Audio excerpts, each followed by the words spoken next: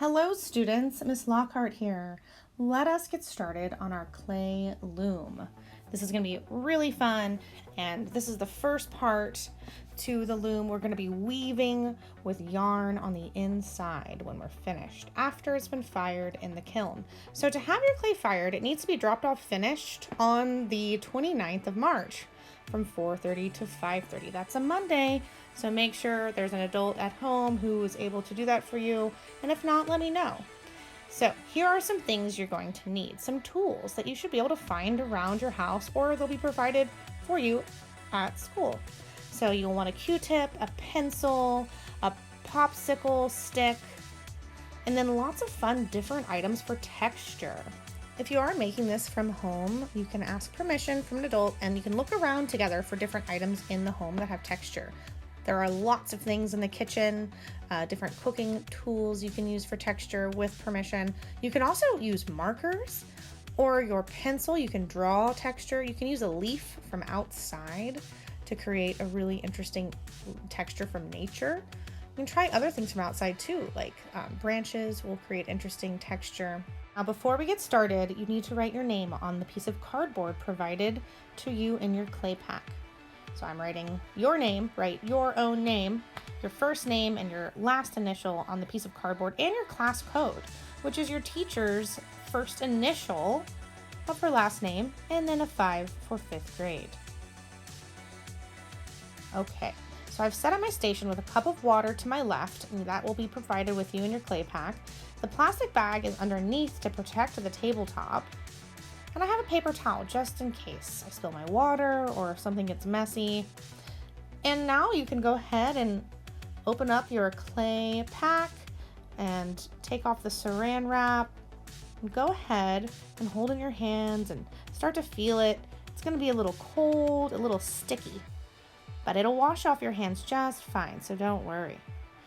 Now I'm going to be creating an organic shape for the shape of my loom, or in other words, frame for our weaving.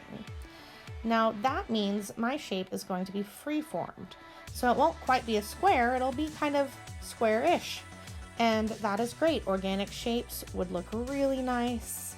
You can try making geometric shapes, but don't worry too much if it's a perfect triangle or circle. Just have fun with it. And we're going to start to flatten our block.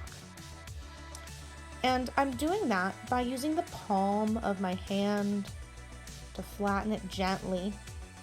And I like to flip my clay over often so that it doesn't get too stuck to the plastic bag. And notice here how I'm using my fist and I'm gently pressing down the clay to make a slab. Now we don't want the slab to be too thin because it could break after it's fired. It will be slightly fragile. So we want to make sure it's not any thinner than about 1/2 inch. Now you can use a ruler to measure 1/2 inch, or you can use your pointer fingernail. If you take a look, it's about 1/2 inch, the length of it, or your thumb, and you can hold it up and see, is it too thin? Hopefully it's not too thin, because if it is, you'll need to ball it up again and add water and then flatten it again, which is okay too. You can definitely redo that. But if you go slowly and slowly flatten your slab, you won't need to ball it up and redo it. And notice how I continually flip it over to make sure it doesn't get too stuck to the plastic. I'm going to smooth out my edges, as should you. We don't want any sharp edges, which are created if there is a part of your clay that is rough and not smooth. So our goal is to have all smooth edges. Now take a look at what I'm doing with this popsicle stick, or really it's a coffee stirrer, but you can use anything that has a flat edge. And I'm using it to cut out and carve out a circle. And your circle does not need to be perfect. It can even be an organic circle, so it might be made with curved lines. So here's an opportunity to use the water. Now you see how I have these edges that are a little bit rough? They weren't smooth. So I'm going to use this water on my finger and I'm going to gently smooth out all those edges that would potentially be sharp after it's fired and hardened. So go ahead and smooth out your clay You'll be doing this more later on as well, so you can get used to that. I'm going to flip it over and smooth out the other side of the edge I just created. You don't want any extra bumps or any extra texture. So go ahead and smooth it and flatten it. Water is an excellent tool when using clay. Water will not only soften your clay if it's a little hard with cracks, but it smooths it out and makes it really easy to work with. So if you ever find yourself frustrated if the clay is a little hard, you can add water to it, and that will really help. Now, here's one of the most important steps of all. You need to write your name on this piece. I would like for you to write your first name and your last name's initial. And notice how I'm smoothing this out even. There are little beads of clay that are created when you carve in. I'm just kind of taking those away. All right, so my name is on it. My frame is done. Now it's time to create some texture. So this is a really fun part. I encourage you to explore your area and see what kind of things have textures all around. I'm even using the edge of this pencil eraser here to experiment. I have a few other items like this marker. I'm gonna use that to make an interesting hexagon shape. And I'm gonna try other markers. And this here is a paint spreader with some really cool teeth on it. So I'm using that to create lines, horizontal and vertical lines. You can draw your own texture. You can use a leaf imprint.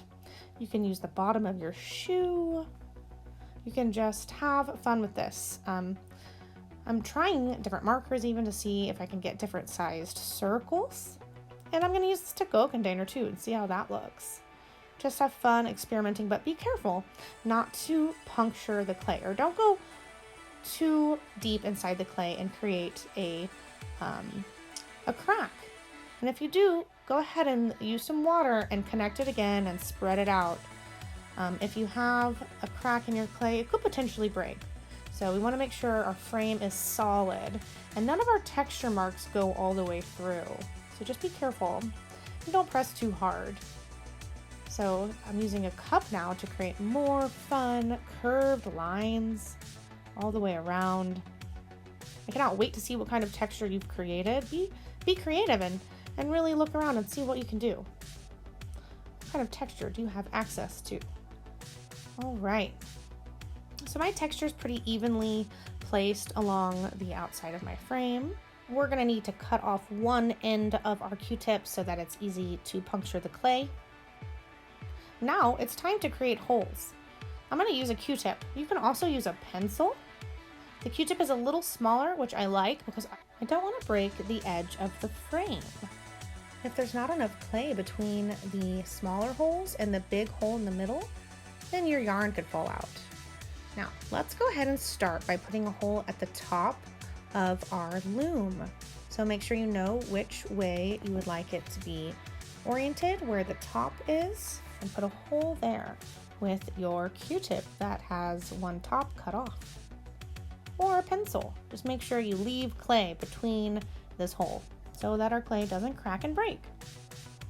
All right, so we are about to do the holes around the center circle. Notice the space I'm leaving between the hole and the center circle. It's about 1/2 inch. I'm going to do the top and the bottom, and then the left and the right. I'm going to keep it symmetrical. So you can see here, symmetrical. Now I'm going to add a hole on the top side on the right and the top on the left, the bottom left and the bottom right. So you can see it's still symmetrical. And now I'm going to put a hole between those. I will end up with about 17 holes. Don't end up with too many. You don't really want more than 18. Now you can see that it's a little smaller on the back, so I'm going to open that up and I'm going to go in there with my Q-tip again. Same with the pencil, you'll go through it again through the back. And notice what I'm doing here. I'm spreading out that excess clay. That piles over the hole. And I'm gonna smooth it out because remember, we don't want any sharp edges, and that could definitely create a sharp edge that could break the yarn. So open up the hole a little bit from the back of the clay and then smooth it out. We're going to be smoothing out the top part as well, where we've created the holes.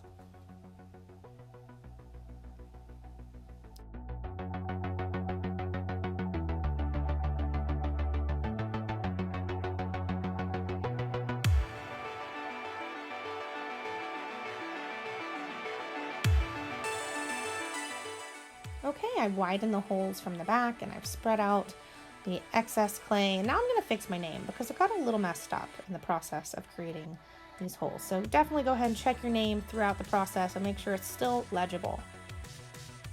All right, so I'm going to flip it over in just a minute and then check the other side of the holes that were created. Make sure there isn't any excess clay that will then create a sharp edge. So I'm going to smooth out the top too.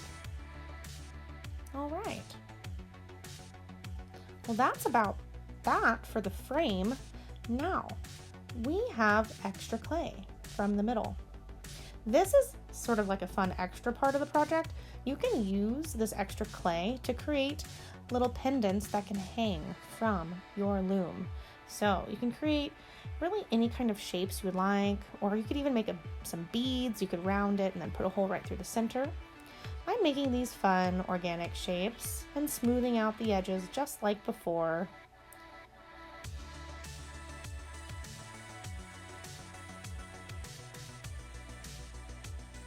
These will be dangling from the bottom. So I'll be adding holes to the top of these pendants, and I'll be adding holes to the frame where they will be connected. But there is something missing. It is our texture. So I'll start with adding the holes at the top. Now be careful that you have enough clay between your hole and the top of your shape. We don't want the pendants to break off.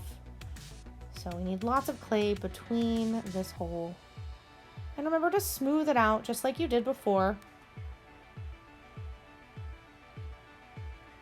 Okay, and now I'm going to do the hole in the middle pendant that's going to be hanging.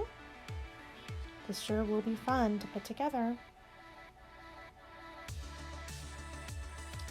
Great. So now my pendants are about ready for some extra texture. But I don't want to forget where they're going to be connected to. So they're going to be connected to the bottom of our clay loom. So you're going to need to add extra holes for where these will connect. So see here, that's what I'm doing now. I'm lining it up and deciding where I want them to hang. And then once I've decided, I'm going to put a hole about where that is.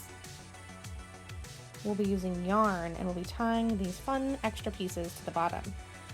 It'll look really nice. Don't forget to smooth out those holes as well on the front and the back side of the loom. I'm gonna go ahead and open them up a little bit too if they're small. Well, there it is. Now for my favorite part. Now we can add our texture. Now I'm going to be using the same tools so that my extra little pendants match. So I'm going to be using, let's see, the marker lid. And what else should I use? I'm using my pencil just to make some fun dots.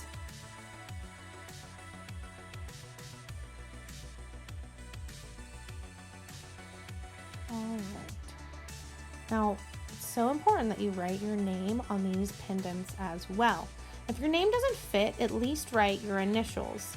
So the letter in your first name and the letter in your last name. That is if your name doesn't fit. If it does, please write your full first name and your last initial on these 3 pieces.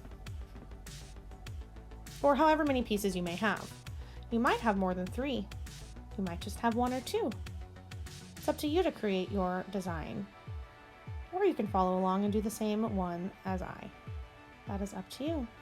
Okay, well that is it, everyone. We have created our parts to our loom. Now you need to put it on your cardboard. Arrange it so that your pieces will stay on this piece of cardboard and not fall. And this is how you'll be returning your clay, just like that. You can put it in the plastic bag, but leave the bag open so that it will air dry. Congratulations, you have just finished the first step. And don't forget to return it to me Monday the 29th so I can fire it in the kiln.